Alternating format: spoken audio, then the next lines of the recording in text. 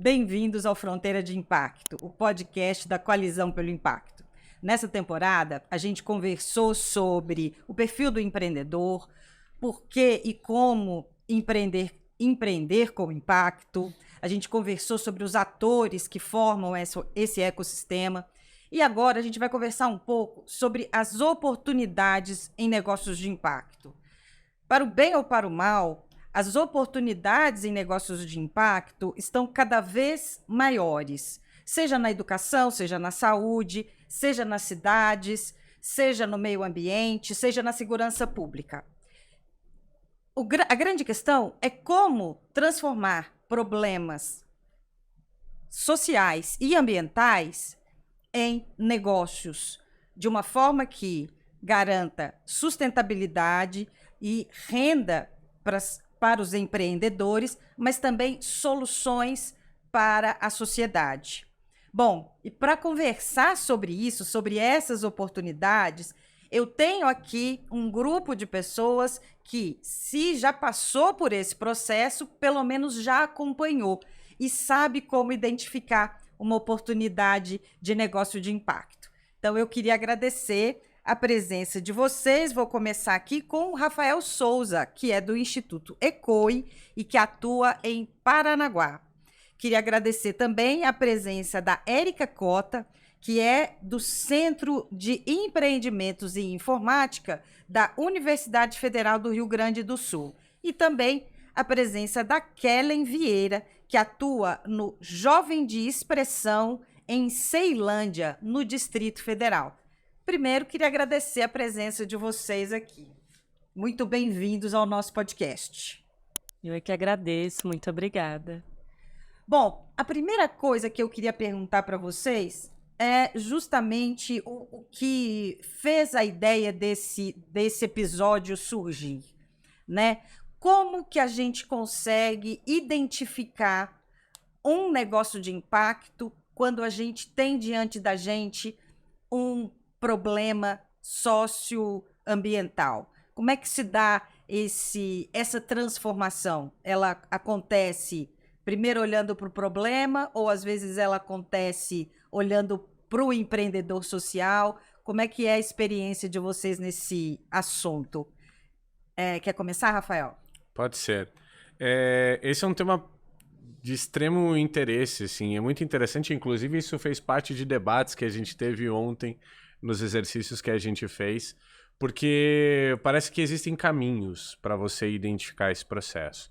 A partir da nossa experiência hoje em Paranaguá, especificamente com o projeto O Aquário de Inovação, a gente já parte de alguns pressupostos que a gente tem em relação a estudos que a gente vem se apropriando ao longo dos últimos anos. Então,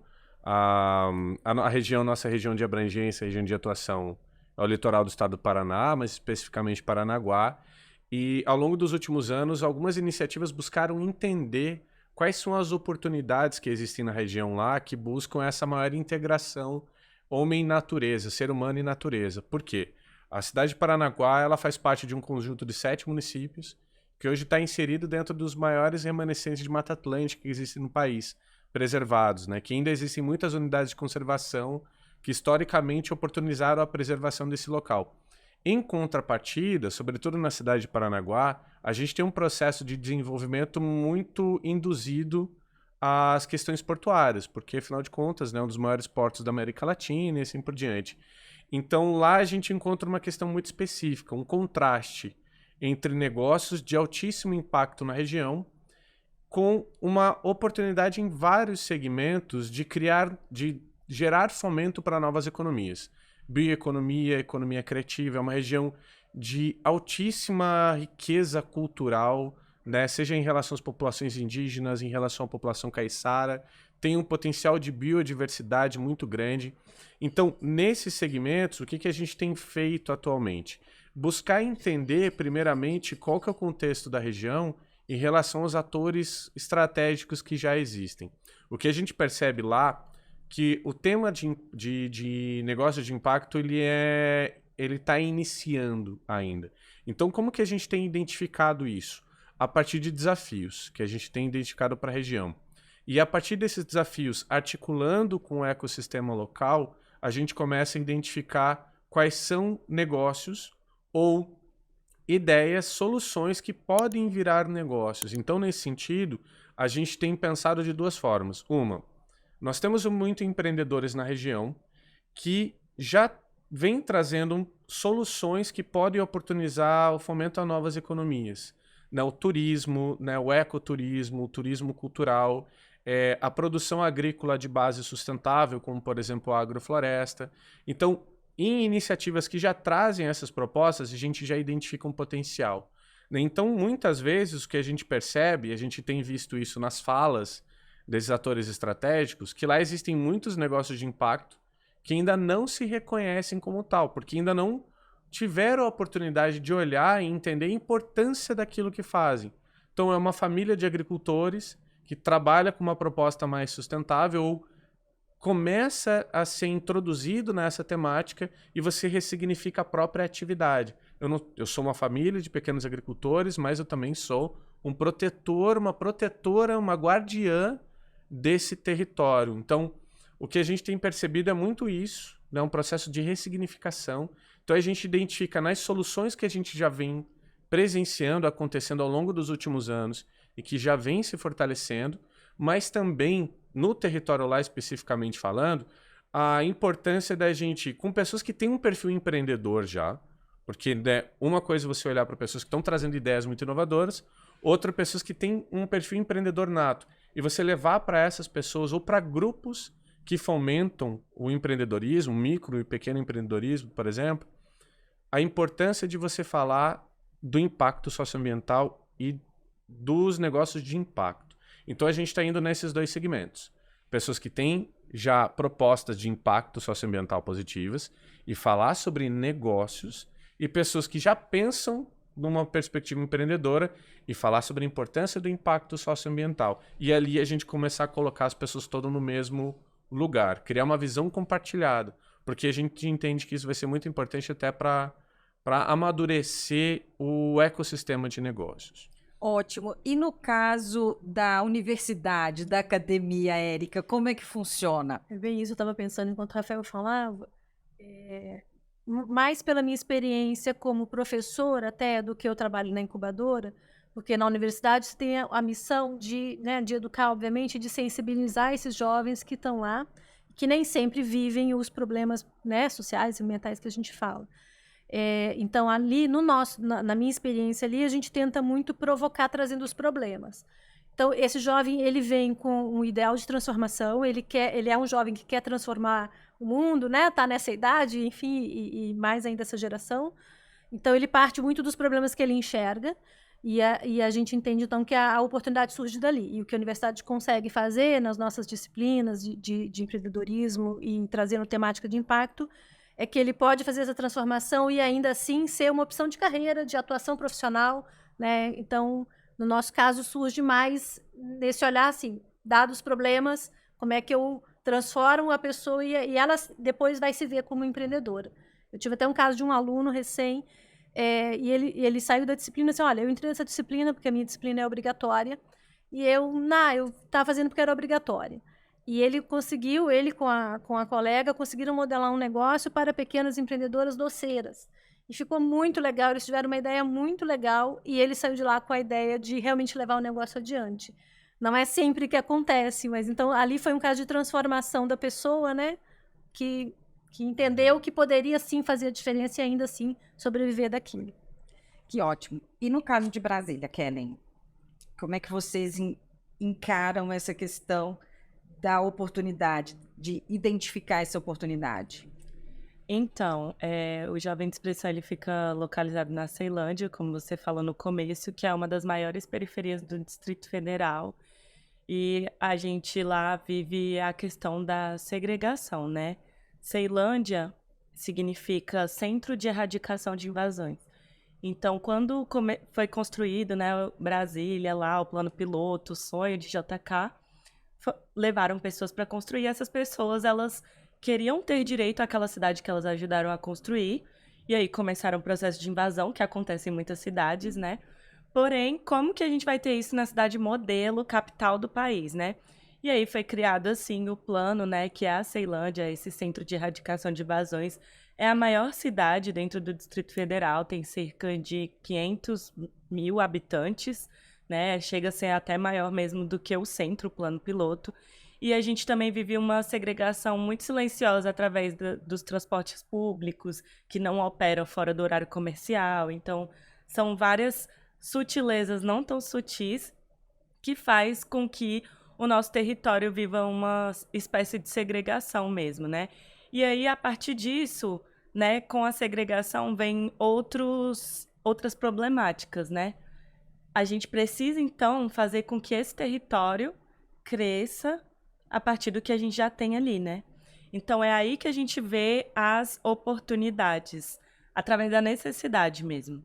Eu acho que, tipo, tiraria a palavra oportunidade e botaria necessidade no lugar, porque é isso, assim, mesmo 60 anos depois da construção de Brasília, a gente ainda vive uma realidade onde a maioria da população se sente segregada nesse espaço, primeiramente, e, segundamente, que essa população ainda passa necessidades. E aí, como é que é a entrada no mercado de trabalho formal, né? Para as pessoas pretas, para as pessoas periféricas, como que elas são vistas dentro desse mercado de trabalho formal? E para as mães solo, né? Que muitas vezes tem que trabalhar, cuidar da casa e arrumar as crianças e etc, etc. Então, essas pessoas elas vão cooptando pelo mercado da informalidade que entra muito no mercado autônomo. E aí, a gente tem a política do MEI, né, de tentar formalizar essas pessoas, pensando exatamente nesse ponto dessas pessoas contribuírem com o INSS, de ter um cuidado com essas pessoas, que ainda, assim, tem muito que avançar, né, quando a gente fala em diálogos de leis trabalhistas, mas que a oportunidade entra dentro dessa necessidade mesmo, sabe? De tipo, cara, muitas das empresas que, inclusive, a gente está atendendo no momento, tem exatamente essa história que eu vou contar para vocês. Estava na pandemia, fui demitido, fui demitida, fui demitide. E agora, o que eu vou fazer? Vou começar a empreender, sabe? Vou começar a fazer um trabalho de fazer sabonetes naturais. E aí, esse começar a empreender, muitas vezes eles não pensam assim, vou ter um impacto ambiental. Mas eles acabam tendo, porque a gente sabe que as pessoas da periferia, elas sempre estão tendo esse olhar do reaproveitamento e também, até certo ponto, da sustentabilidade pela, mais uma vez aí, a necessidade. Então, o diálogo, ele já começa a ser outro, né? De tipo assim, cara, o que você tá fazendo realmente entra no ponto que você falou também, né? Às vezes a pessoa tá fazendo ali, ela não se reconhece como uma pessoa que tá agindo pelo bem da natureza ou por um impacto socioambiental, mas ela tá lá fazendo porque é aquilo que foi dado para ela, aquilo é a realidade dela, né? Então, acho que as oportunidades dentro da periferia, o que a gente vê hoje, assim, dentro do nosso território é isso. É a galera que tem que ser guerreira por não ter outra opção. E aí a gente começa a botar um monte de aditivo. A galera guerreira, resiliente.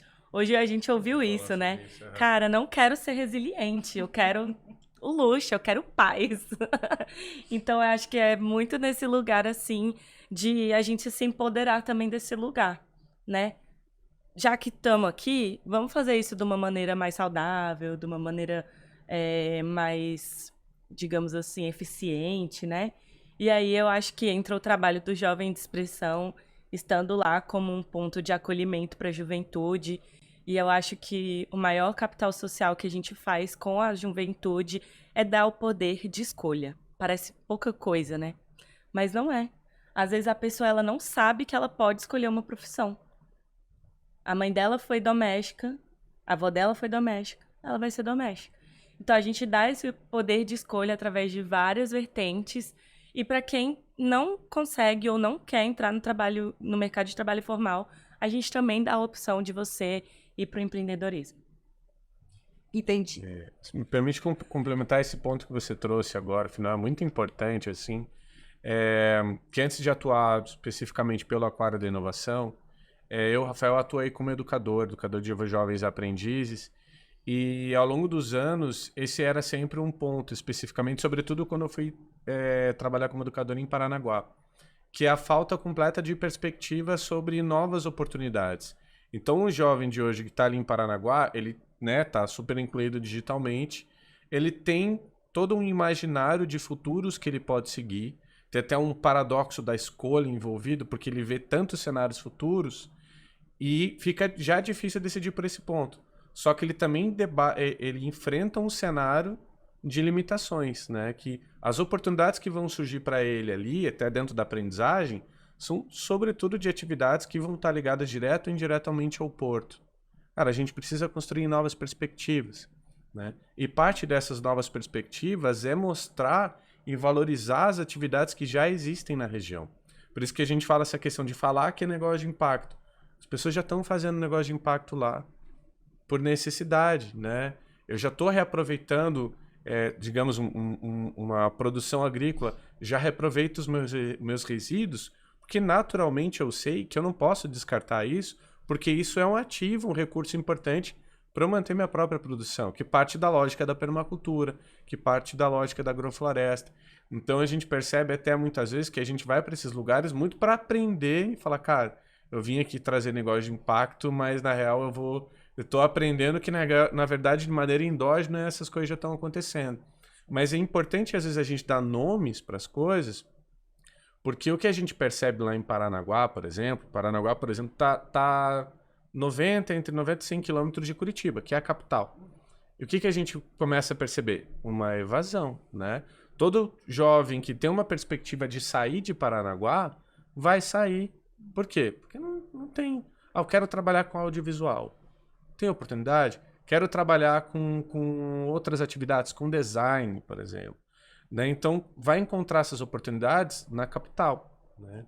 Então, a gente precisa trazer, e é por isso que a gente fala muito nos negócios de impacto, e ontem a gente teve uma fala muito importante, que falou sobre a cadeia produtiva envolvida nesses negócios de impacto. Quando a gente fala em turismo, a gente também está falando da produção audiovisual que está envolvida ali. Né? Como que a produção audiovisual, a indústria do audiovisual ou a indústria fonográfica, ela é importante para a manutenção da cultura da região. Paranaguá é um lugar que exporta muitos artistas. A gente tem um artista como Rafael Lobo, que ele tem uma projeção global, assim, e é ali da nossa região. Né? Vamos valorizar isso. A gente tem uma cultura caiçara que é uma cultura riquíssima. Como que outras atividades, como essa indústria audiovisual, pode ajudar a fomentar, pode ajudar a preservar a cultura e ressignificar? Né? Como que eu, olhando a partir das lentes do audiovisual, eu posso olhar para aquele território e ver ele de uma outra forma? Né? Então aqui estou só dando um exemplo de toda essa cadeia produtiva. Então quando a gente ativa alguns segmentos novos, a gente começa a levar junto todo um conjunto de demandas que vai abrir novos postos, novas iniciativas que muitas vezes trazem a perspectiva para esse jovem olhar e falar, cara, eu não preciso ir para Curitiba, mano. Paranaguá é um lugar alucinante, um lugar super legal para começar a trabalhar e desenvolver o meu sonho, entende? Então acho que é muito nesse sentido também. Né? E Agora pode falar. tá.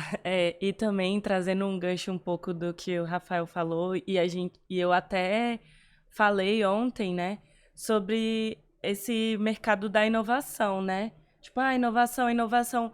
O que tem realmente de inovação dentro da permacultura, da agroecologia?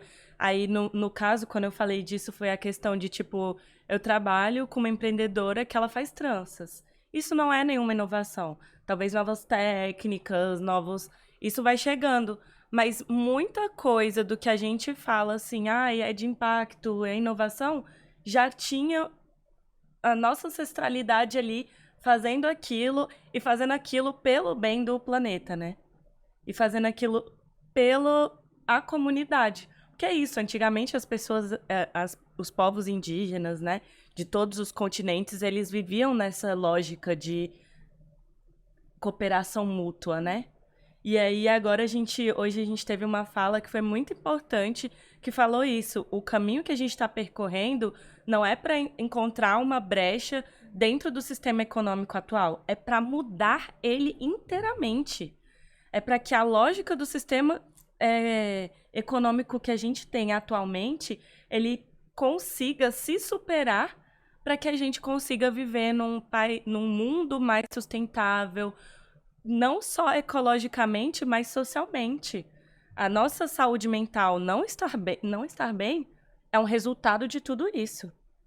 É um resultado de todos esses fatores. O fator de como o mercado atua, o fator de como a natureza está e o fator de como, enfim, a gente se alimenta, a gente vive, a gente se relaciona. Tudo isso está ligado ao quê? Poxa, uma pessoa trabalha 8 horas por dia, pega um ônibus com trânsito mais 4 horas por dia, aí chega em casa estressada, ainda tem que arrumar a casa, cuidar de filho, lá, lá, lá, lá, lá, lá. E aí, onde é que ela está? Onde que está a sutileza do indivíduo? Isso, né, quando a gente fala dos povos urbanos. E aí a gente vai para o campo, a pessoa se depara com um monte de... Se ela tem uma agrofloresta, ela tem um monte de agrotóxico em volta, ela tem um monte de desafio ali em volta, ela tem dificuldade de acesso à internet, a várias outras questões. E aí, para onde a gente está caminhando? Que tipo de desenvolvimento é esse? Que a gente até estava falando no carro, né? Para onde vai esse desenvolvimento? A gente está desenvolvendo mesmo? Então, são várias... que lado, Para né? que lado? São várias questões aí que... Érica, eu queria puxar, tanto o Rafael quanto a Kelly estão trazendo muito essa questão da necessidade, né, e da realidade de um ecossistema que precisa de atuação e de uma sociedade que precisa de um pensamento diferenciado. E você trabalha com tecnologia, né? Como que o tema da tecnologia perpassa essas necessidades, né? Como é que a tecnologia ajuda com que essas oportunidades que a gente está discutindo aqui se transformem em negócios de impacto? Tá, não sei responder, mas enfim. Eu acho que tem um lado que é esse lado que vem da necessidade desse empreendedor, né? Quando a gente fala de impacto, você tem a transformação ali, né, local, mas normalmente você quer também ampliar isso, né? E aí a gente falou aí de dificuldade de acesso a determinados recursos, né, de comunicação, por exemplo. Às vezes você tem dificuldades, por exemplo, para gerir alguma coisa. Então, eu entendo que a tecnologia, ela entra... A tecnologia é sempre um meio. Bom, no meu caso, a tecnologia da informação é meio. Então, ela entra muito como um catalisador, um facilitador, eu entendo, para qualquer tipo de negócio. Então, ela vai permitir que um negócio alcance um público que hoje ele não consegue alcançar, ela vai trazer, né, esse recurso para que aquele empreendedor de impacto consiga, né, de fato, se desenvolver até individualmente, né, antes de conseguir gerar esse impacto na região. Então, acho que ela entra muito, a TI, pelo menos, né, entra muito como meio. E aí, outras tecnologias, aí sim, que, de novo, é o papel, né, um pouco da universidade, da pesquisa que se faz em universidade. Quando tu vai para além de tecnologia da informação, você tem, né, a parte de biotecnologia, você tem a parte de engenharias, que pode ser uma inovação, sim, e que vai ajudar aquelas pessoas ou aquela região, né, a fazer a transformação que elas querem fazer.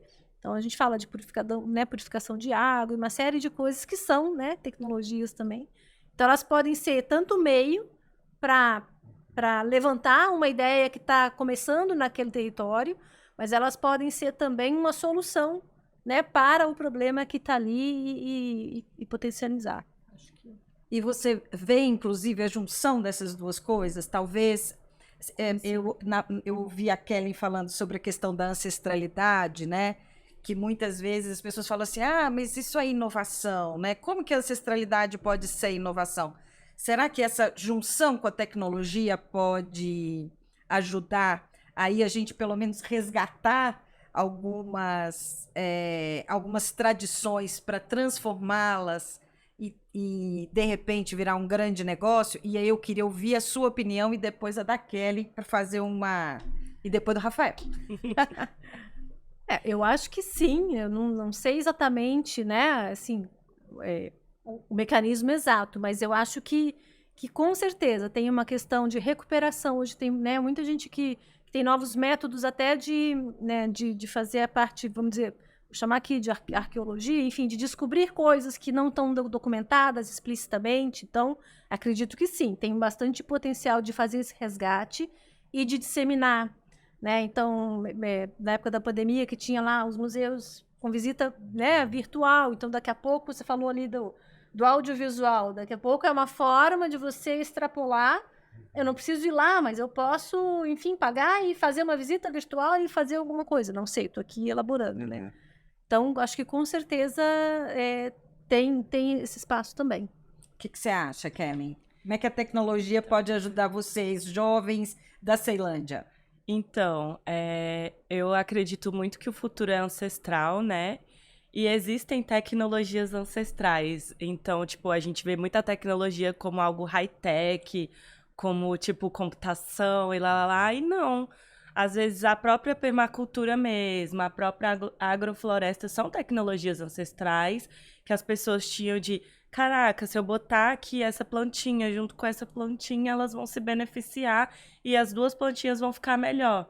Então, tipo, são esses estudos que eu acredito que podem ser um grande avanço nesse sentido, no sentido também da gente fazer o que o Rafael falou, de preservar nossas raízes. Esse ano eu fui no Festival de Cinema de Taguatinga, que é uma cidade também lá do DF, e a gente teve uma palestra, eu não vou lembrar o nome do palestrante, mas era sobre o projeto dele dentro da aldeia indígena dele, onde ele simplesmente... Ele tinha uma câmera e um sonho, literalmente. Ele pegou a câmera e começou a gravar todos os ancestrais dele, contando as histórias, os cantos, como forma de preservação daquela cultura. Então, aí, ó, a tecnologia entrando... Porque é isso, assim, a tecnologia ela pode chegar e dilacerar tudo, como a gente vê, né? No caso, por exemplo, hoje em dia do TikTok, muitas coisas assim, que chega e a galera fica bitolada usando. Não tô falando que o TikTok é ruim, tá? O TikTok é chique. O TikTok é massa, traz muita informação. Mas também tira, às vezes, um pouco da questão cultural, da regionalidade, né? E aí, tipo, tá... Mas eu não posso, tipo, vou banir o TikTok do Brasil nunca mais. Não, ele existe, ele tá aí. Como que a gente pode fazer? Sei lá, criar um canal do TikTok falando sobre aquela cultura, falando sobre aquela regionalidade. Eu sou muito a favor do diálogo e contra a proibição.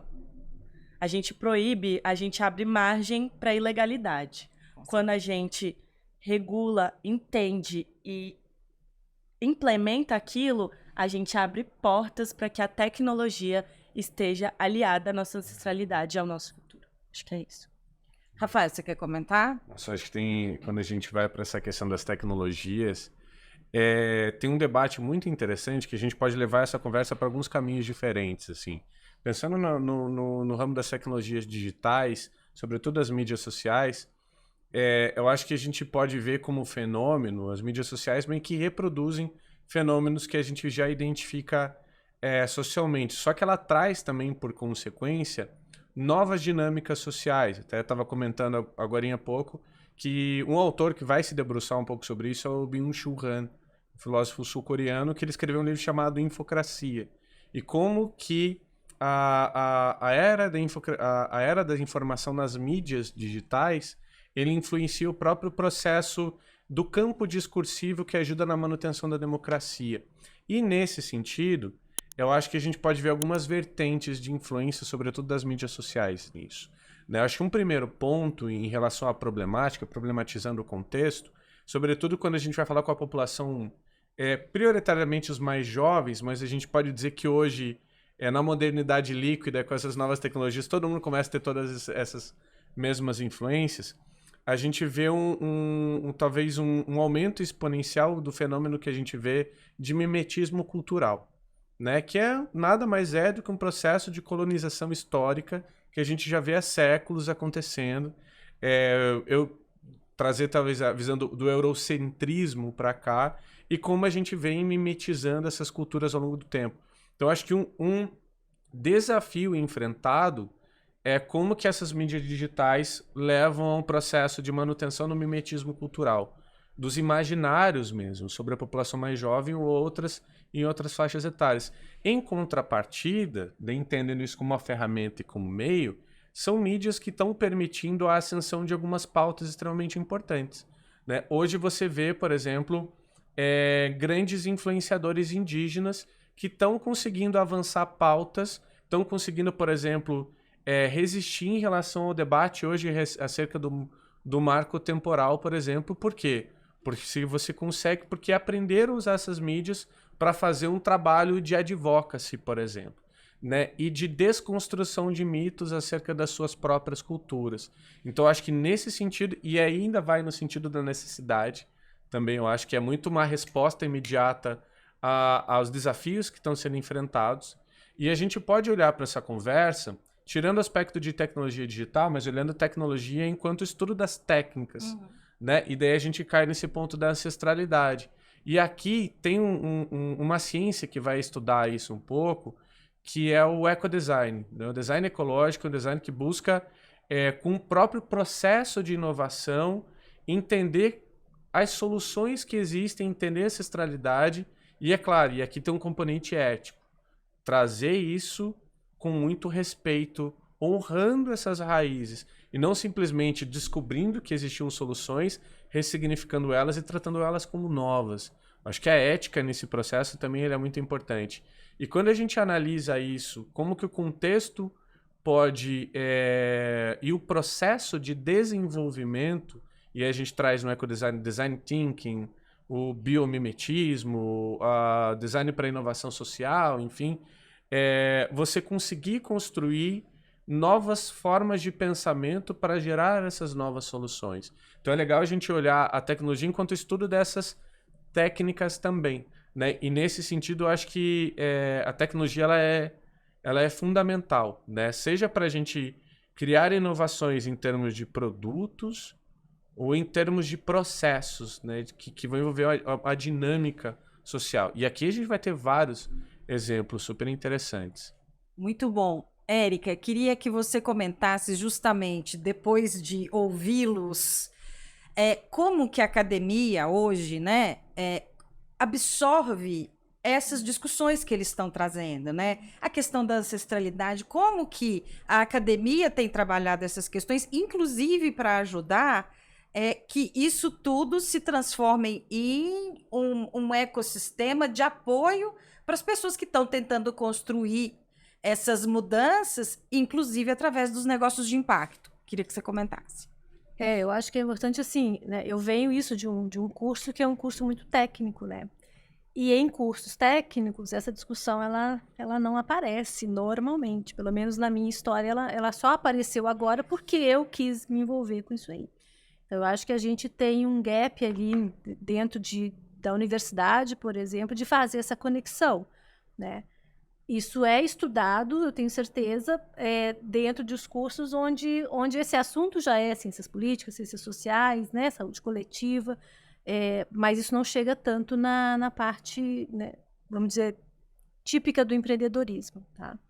Mas eu acho que tem uma questão que a academia faz, e eu imagino que aconteça onde essa discussão ocorre, que é isso, né, quando você estuda essa ancestralidade, você é capaz de, talvez, conseguir reproduzi-la, ou reproduzi-la não sei se é o melhor, mas sistematizá-la, né? Então, do ponto de vista acadêmico, e disseminá-la e que ela possa ser replicada e adaptada em outros espaços. E talvez aí se dê a conexão possível com o pessoal, né, que vai desenvolver a tecnologia, para ajudar nessa forma de adaptação e de disseminação, acho que é por aí.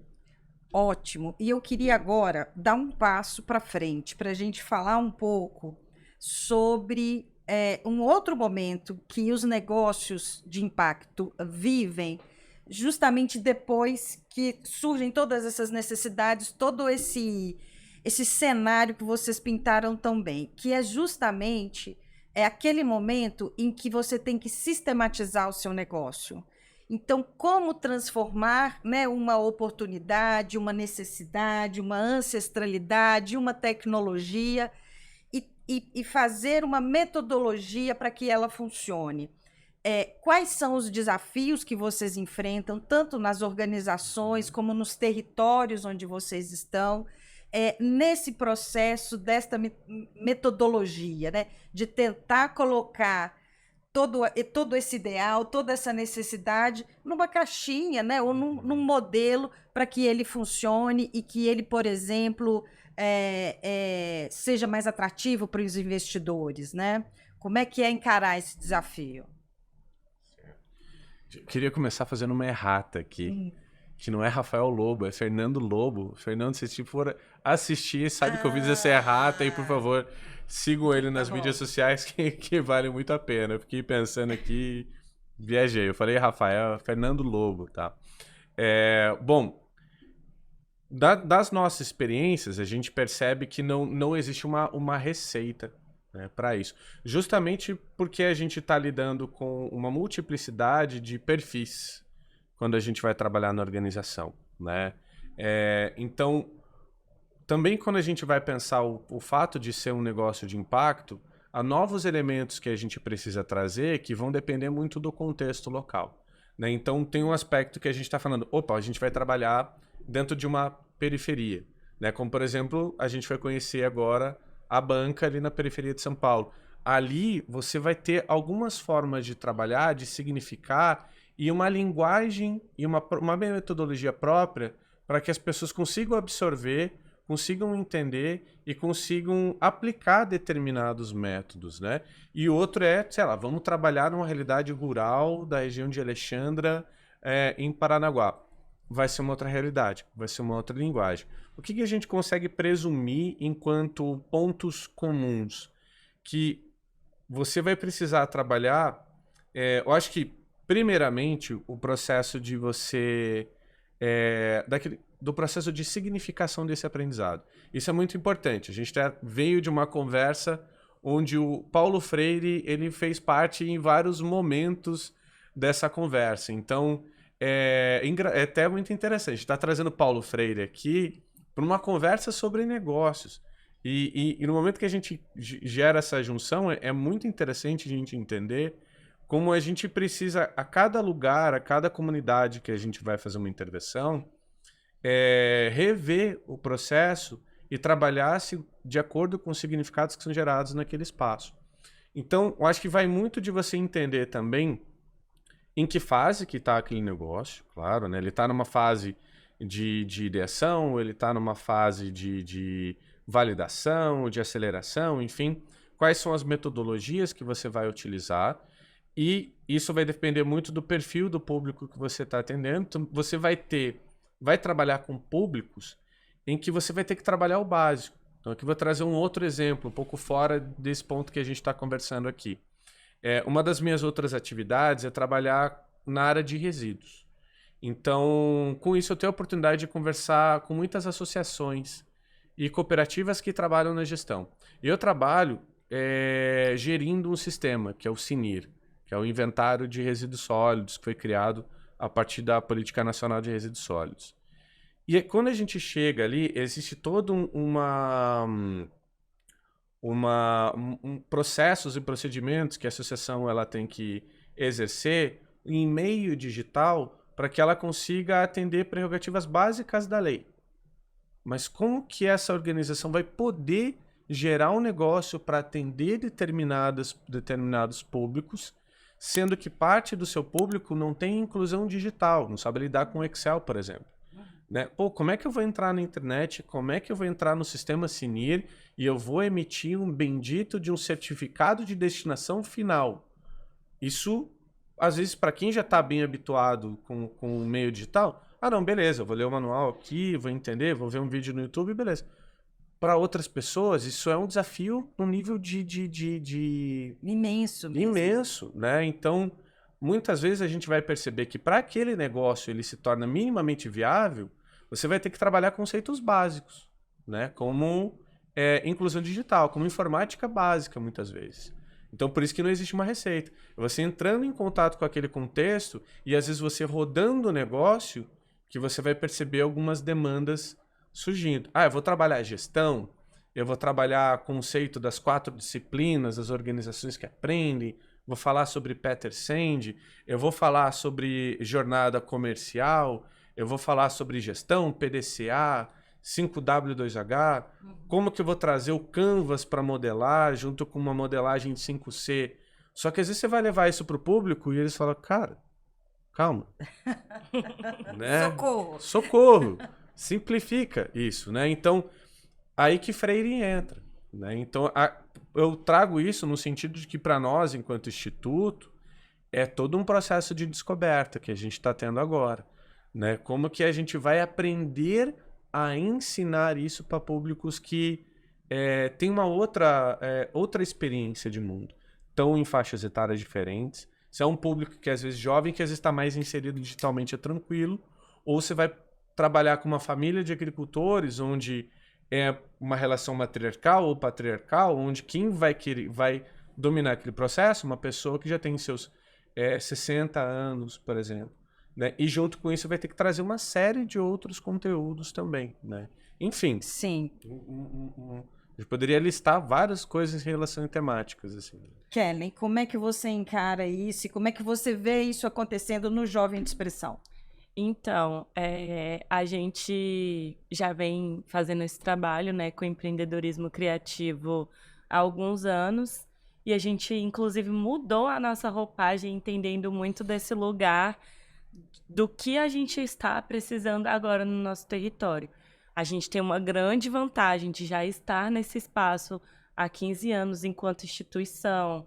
Então, por mais que eu não esteja há 15 anos no Jovem de Expressão, tem uma pessoa, né, na nossa presidência que já esteve nesse lugar.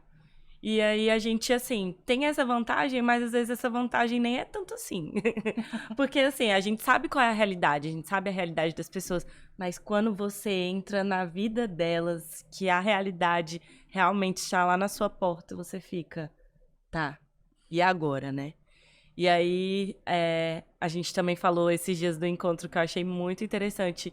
Não adianta falar startupês, não adianta falar enrolado, não adianta falar difícil. Às vezes o negócio é ensinar o básico mesmo. Chegar e falar, olha, lucro não é prolabore, não é os seus gastos, você não pode confundir o dinheiro da sua casa com o dinheiro da sua empresa. E aí, tipo, eu acho que os desafios mais comuns são organização financeira, inserção nas redes sociais. Nossa, como assim a juventude não está sabendo usar as redes sociais como forma de ganhar dinheiro? Não. Não. Marketing, difícil. Marketing é uma coisa assim que, tipo, as tecnologias que às vezes chega lá e a gente fica meio... Porque, tem o meu Instagram, posto selfie, foto do meu café da manhã, ótimo. Mas e aí, como é que eu vou vender o meu serviço, como eu vou vender o meu produto? Entendendo também que a galera que mora na periferia também, às vezes, é quebrado igual a mim. Que isso rola muito esse próprio preconceito de achar que, na região onde eu moro, a galera é pobre, então não vou vender aqui, vou ter que ir para o centro para vender lá. Sendo que, não. Poxa, tem mais gente dentro da periferia do que no centro. Realmente você precisa ir para lá, sabe? Esses dias eu vi um meme que era muito engraçado, que falava a história da Pequena Sereia. Aí o pai da Pequena Sereia falava pra ela, tem mais água do que terra, por que você quer ir pra lá? E é exatamente isso que a gente às vezes faz lá, tipo, tem mais Ceilândia do que Brasília, por que você quer ir pra lá? E é essa construção mesmo de fazer do nosso território uma potência, de fazer das pessoas do nosso território uma potência. E aí eu vou concordar diretamente com meu amigo Rafael. Não existe uma receita de bolo. Não existe. Somos pessoas diferentes, temos subjetividades diferentes, então a gente vai empreender diferente, a gente vai ter negócios diferentes. Claro que existem caminhos mais fáceis, claro que existem facilitações. E aí, o nosso papel é esse, facilitar, dar os instrumentos, os mecanismos, falar assim, olha, existe a receita do bolo, mas se você quiser fazer um cookie, um brownie, ou simplesmente largar tudo e fazer uma panqueca, também pode, também tem essa possibilidade. E aí volta no ponto de dar oportunidade. Eu acho que a receita do bolo, ela é o dar oportunidade. O que a pessoa vai fazer com a farinha de trigo, com o ovo e com a manteiga, aí é com ela. E é importante a gente também quebrar um pouco dessas expectativas, né? Muitas vezes a gente chega lá e fala, eu vou fazer, eu vou acontecer, eu vou mudar. Cara, será que todo mundo quer fazer acontecer e mudar? Vamos entender quem quer, quem não quer, e aí a gente vai remanejando. E aí entra também na nossa própria capacidade, né? De estar ali como uma pessoa da equipe que remaneja, que tem jogo de cintura, que consegue lidar com todas as pessoas. E aí entra o nosso empreendedorismo pessoal ali, né? Tipo, acho que é isso. Muito bom. Gente, infelizmente, o nosso tempo, na verdade, já acabou. Mas eu queria, antes da gente encerrar esse episódio do podcast, que vocês falassem um pouquinho, rapidamente, sobre o projeto de vocês junto com a Coalizão. O que vocês estão construindo juntos? Você quer começar, Érica? Posso começar.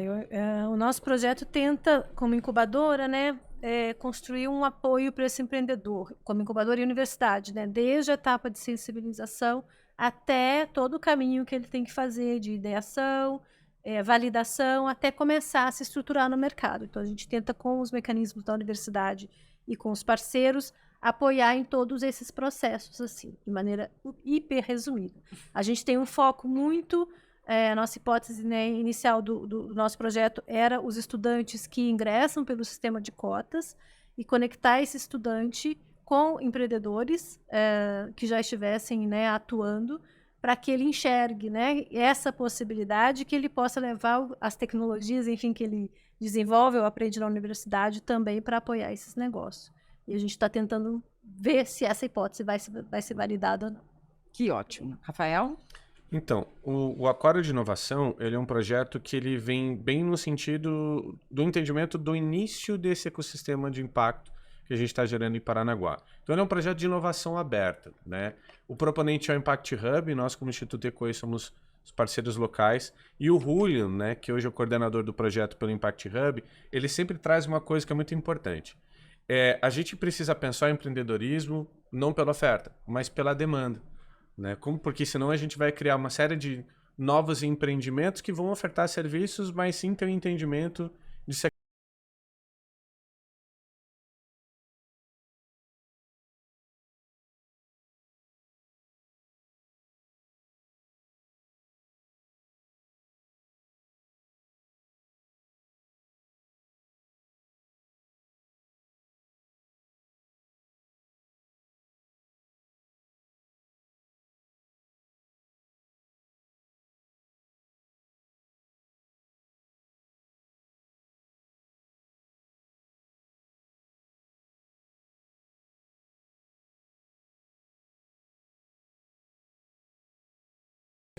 Então, o município de Paranaguá vai começar a receber de 2 a 3 mil pessoas por final de semana, para ficar um dia. Então, não é... O cruzeiro ele vai começar por Paranaguá. Então, ali a gente encontrou uma baita de uma demanda e uma baita de uma oportunidade da gente conectar atores da região para trabalhar na gastronomia, para trabalhar no turismo, e isso também fomentar uma cadeia produtiva relacionada à produção sustentável. Então, um ponto importante do projeto é a gente fazer essas conversas, conectar esses atores, e a gente vai ter, agora em outubro, o Dia da Inovação, onde a gente vai juntar todos esses atores no mesmo espaço para fazer um exercício de inovação aberta com algumas perguntas geradoras para pensar em soluções, e a partir disso, junto com esse processo de inovação, a gente também vai começar a trazer nosso programa de formação, baseado nessas descobertas que a gente já está fazendo. A gente sabe que a primeira etapa dessa formação é aquele básico que ele é mais geral. Então ele vai ser muito comum a todos os grupos. E a partir dessa primeira etapa a gente vai destacar os empreendimentos que surgem, as soluções que surgem, para entender como que a gente vai trabalhar, que é aquela coisa, como que a gente vai ensinar. Então a partir dessa primeira etapa a gente vai saber, é uma mentoria individual, é oficina, né? Como é em modelagem híbrida, é em modelagem presencial. Então pela inovação aberta a gente percebeu que por ser a primeira incidência de projeto na região, seria muito importante a gente ter um projeto aberto mesmo, no sentido de descobrindo quais são as respostas que o ecossistema nos dá. Kelly? Então, o Lei Cria, ele é um braço de empreendedorismo do Jovem de Expressão, trabalha com a juventude, a gente tem diversas frentes, educacional, saúde mental, A gente trabalha também com a parte cultural e empreendedorismo a gente tem aí o Lecria, que significa Laboratório de Empreendimentos Criativos. Ele nasceu há alguns anos nesse lugar de laboratório mesmo, só que depois da pandemia a gente entendeu que a gente já tinha bastante empreendimento dentro da quebrada, mas que muitas vezes esses negócios estavam, tipo, a galera vendendo almoço para comprar janta. E aí a gente, né, organizou a casa e aí o Lecri esse ano tá apoiando 5 empreendimentos já existentes, né, para fazer essa aceleração mesmo de apoiar esses negócios para que eles parem de sobreviver e comecem a viver, né? Então a gente está aí com o estúdio Afrocamaleoa, que é uma transista, que é a Mel. A gente está com o Ateliê Iconic da Cristal, que ela faz roupas a partir do upcycling. A gente também está com Economia Solidária, que é uma associação de artesãs do sol nascente. A gente está também com a Cerrado Veg, que é alimentos veganos congelados. E, por fim, a gente tem aí a Tom de Ébano, que é uma marca de cosméticos naturais. Todas elas estão localizadas no território de Ceilândia, Taguatinga e Sol Nascente, que é uma nova RA, que, enfim, é uma favela mesmo. E é isso, assim, aí a gente tem feito esse atendimento a partir de... A primeira parte, a gente fez um diagnóstico, entendeu quais eram as questões. Aí a gente trabalha em parceria com o IESB, que é uma faculdade local lá da Ceilândia também, tem um campus na Ceilândia. E aí eles estão trazendo a galera do curso de Ciências Contábeis, Administração e Psicologia, que aí a gente entra aí com a psicologia organizacional, pra gente não ter aquele discurso de trabalho enquanto eles dormem. Você tem que dormir, você tem que cuidar da sua casa, você tem que viver, você tem que ter saúde dentro do seu trabalho. E aí a gente também tem mentores que são atores também da região do Distrito Federal, que atuam em áreas correlatadas com esses empreendimentos, que aí eles são o que eu chamo de conselho de mãe. Já passei por isso, então você não precisa quebrar a cara aí também. E a gente também está usando toda a nossa tecnologia do Jovem de Expressão para poder impulsionar esses empreendimentos. Então, todas as atividades, sejam festivais, sejam, enfim, que a gente vê que cabe, que esses empreendimentos podem ser nossos fornecedores, eles vão estar lá, com certeza.